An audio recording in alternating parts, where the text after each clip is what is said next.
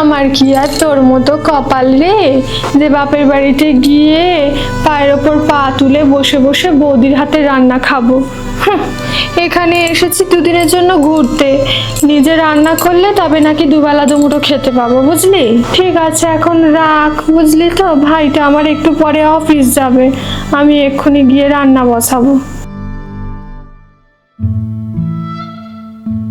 জানো তো দিদি ভাই, আমার মান্থলি স্যালারি মাত্র 25,000 টাকা।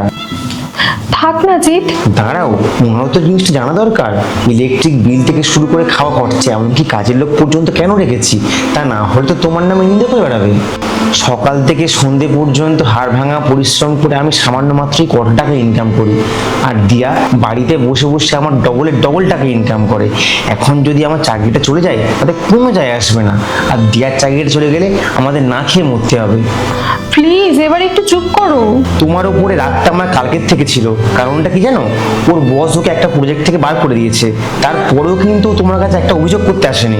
আমার কি মনে হয় জানো, দিয়া যতই ভালো হোক না কেন তাতে তোমার কিচ্ছু যায় আসে না।